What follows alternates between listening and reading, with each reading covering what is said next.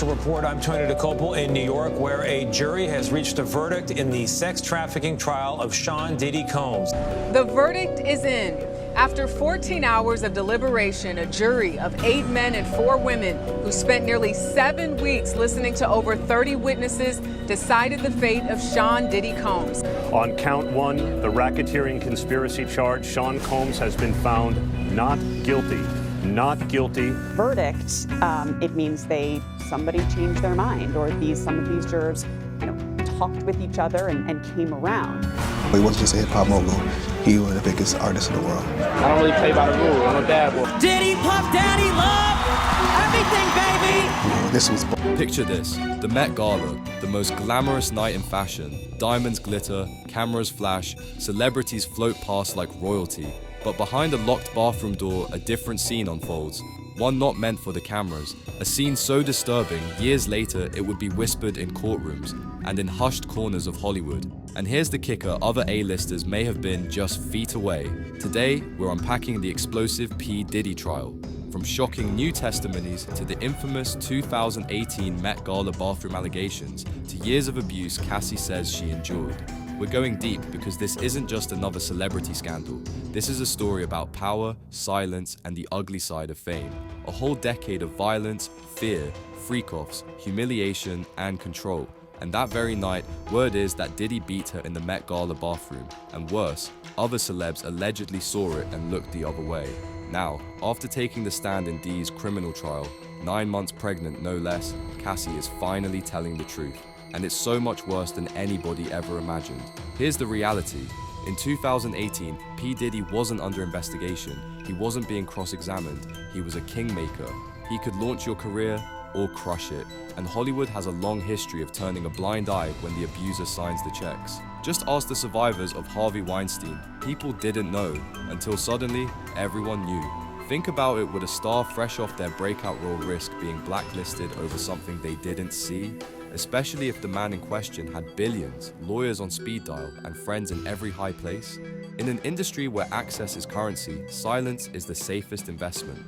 We're talking few parties with strangers during threats of blackmail and emotional breakdowns so intense she said she wanted to walk into traffic, and she compared it to all of Ike Turner. Like y'all, Ike Turner eat the cake anime style. And now that the footage is out and the courtroom doors have been flung wide open, let's talk about what Cassie survived and what this means for Diddy's sentence. Now, trying hard to keep Diddy from rotting in prison, his lawyers have been asking these questions. If Cassie's life was so horrible with Diddy, why didn't she say something sooner? But turns out the answer is pretty straightforward. According to Cassie, she was embarrassed by it. She even talked about, what would I tell my mom if something like this got out? Yeah, that part, a crippling fear of what Diddy might do next if she made the slightest move against him. There was a text message shared from 2017 where she said, "Nothing good comes out of freak-offs." And then she says, "You treat me like you're Ike Turner." And that was a nod to the that she says she suffered. Now, Cassie didn't just name drop like an Ike Turner by accident. She weaponized it. Those 8 words carried generations of pain. Because if you know the story of Ike and Nina, you already know it was never just about bruises. It was about owning someone, controlling what they wore, ate, sang, felt. It was about fear so deep it made you stay, lie, smile, even love. You're exactly what Cassie said happened to her. Now, she was still a teen when it all started, a fresh face, rising singer, and Diddy was nearly 40. And instead of building her up, he locked her down. When did you sign with Bad Boy Records? 2006. It was a 10-album deal. Did you release any after late 2006? Number? Yeah, you heard her. He promised her 10 albums and gave her 1. Instead, she got a decade of unspeakable abuse. Cassie told the court that she didn't even just suffer it, she was groomed for it, made to feel special, then stripped of agency bit by bit, year after year. And like Tina Turner, Cassie was expected to play nice in public and stay silent in private. But now that silence is over, she described everything from being forced into freak-offs with male escorts to being peed on, filmed without consent, and physically assaulted days before male escort Daniel Filler took the stand, and his stories were wild. He said Diddy made him Cassie's mouth while she choked and filmed the whole thing for blackmail. The same guy said he witnessed Cassie twice. He grabbed her by her hair and dragged her by the hair into the bedroom. She was screaming and he pulled her into the bedroom, and what I heard sounded like him slapping her. Yo, this makes my skin crawl. And now Cassie is confirming the horror for herself. Yesterday she told the prosecutor, "Why were you choking?" Too much my mouth. Who else you're on? You, Sean? Did you want Sean to on you? I didn't want anyone to on me. How often did it happen? Often enough. So, let that sit with you for a minute. She also said this, were the UTI painful? Yes, very. Antibacterials didn't work anymore. How did it feel during freak-offs? Burning. I would not advise it.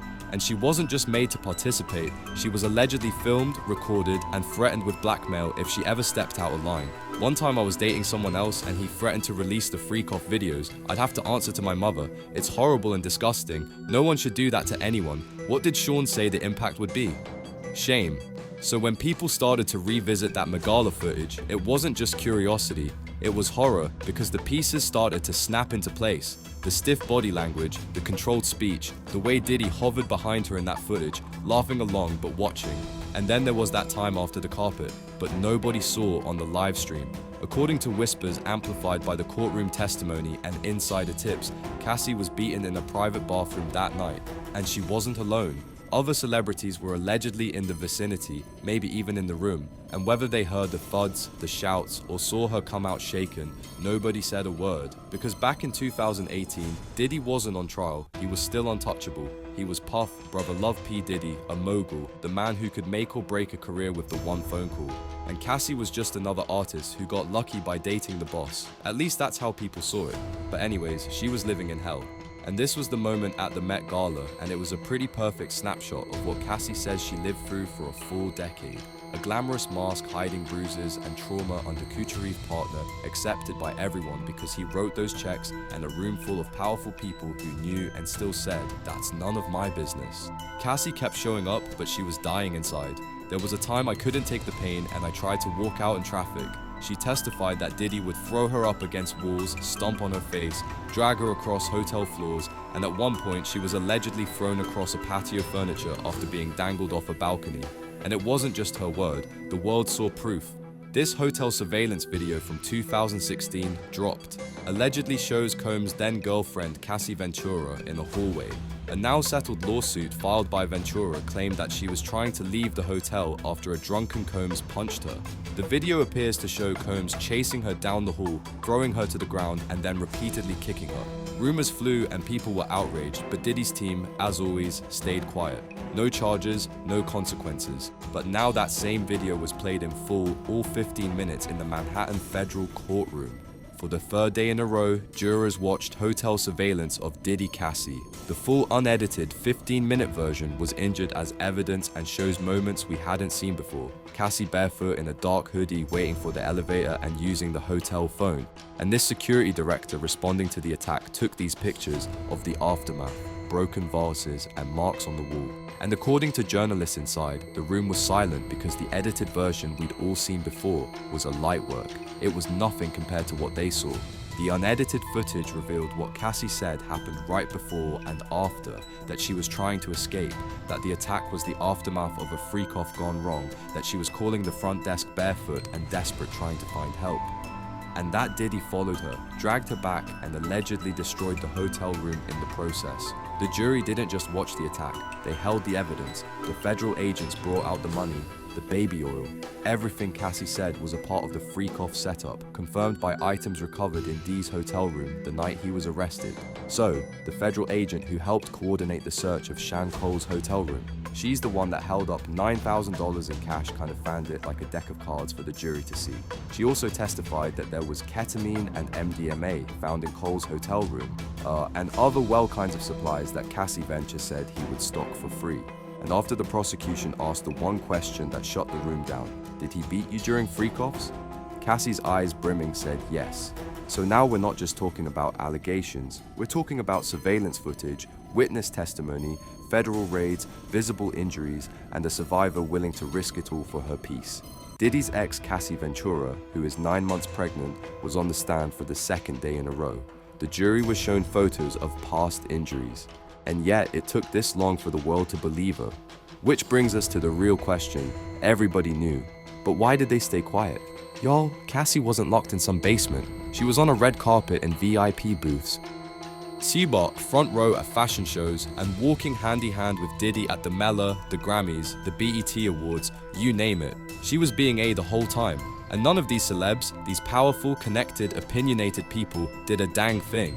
Now, Cassie confirmed the rumors hinted at all. Now, Cassie confirmed the rumors that were hinted at for years, that Diddy kept an army around him, assistants, bodyguards, celebrity friends, and Cassie was treated like an object, pushed, slapped, stomped on, sometimes in front of them. And Cassie testified that after a wildly V night, she arrived at a party bruised and battered. Instead of asking, was she okay, a BET executive told her to smile because that's what you do when it's Diddy, right? You smile, you gotta have the right vibe. You laugh, you post a picture because no one wants to be the one who messes up that vibe. And the ones who tried to help, they either got shot out or shut up. One time, even after being beaten, Cassie called Scott Messi, Kid Cudi, for help. And this was Diddy's reaction. And Cassie's own words, Sean said he wanted Scott's friends to see Scott's car blown up. Yes, you heard that. Cassie's ex-boyfriend's car was blown up after she went to him for help. And if that sounds like some movie plot, well, that's how Diddy allegedly operated with money, fear, and power. Daniel Phillips, the male escort who testified just days ago, said the same thing when the defense asked him why he didn't speak up. My thoughts were that this was someone with unlimited power, and chances are that even if I did go to the police, I might still lose my life. And even for those who weren't directly threatened by Diddy and an industry that runs on image, who's going to speak up when the man holding the checkbook? Now, let's talk about Danny Kane's own Don Richard for a minute because she was called to testify, a former artist under Diddy. And just like Cassie, she filed her own lawsuit in 2023 accusing him of abuse and exploitation. Kane, did you when he was your producer? Did you see Kay? Excuse me, were you able to see Cassie? Did Don worked with Cassie for years and watched it all unfold? Now she's not holding back anymore either. She came downstairs asking where his phone was and he threw her to the ground. He attempted to kick her. She fell to the ground and went into the fetal position, literally trying to hide her head. Don also said she watched Day hit Cassie with a skillet full of eggs. She was afraid for Cassie, but even more afraid for herself if she spoke up. Still, even with the survivor stepping forward, the silence from other stars is deafening. Where are the apologies from folks who stood next to Diddy on these red carpets, posted Chubba Me Too when it was trending, then scrolled right past Cassie's pain? But let's be real a second for a millisecond, y'all. The industry protected him. They let his bad behavior slide because the hits kept coming because nobody wants to lose the VIP access to the bad boy for life.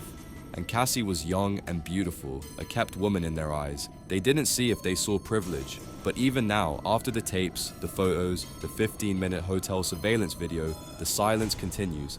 And now, when Cassie walked out of that courtroom, she didn't say much, but her lawyer sure did. And y'all, her words hit like a gavel.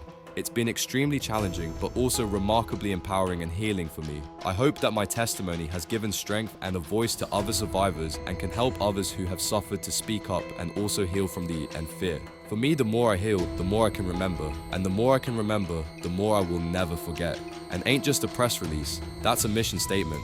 Cassie is not just fighting for herself anymore. She's speaking for every woman who's ever been groomed. Silence being left to rot behind someone else's shine. And what a hell of a week it's been. Now the industry is shaking in his boots because if Diddy goes down, he is not going alone. So here's what I got to know from you. Do you think that Cassie was the only one? But why do you think that celeb stayed quiet for so long? And do you believe there's more videos out there just waiting to drop? Let me know your thoughts and comments down below because we ain't even close to being done. The trial is moving fast and the tea is boiling over every day. So make sure you subscribe and get that fresh brew tea. And stay tuned because the next update might just make Hollywood burn. See you then.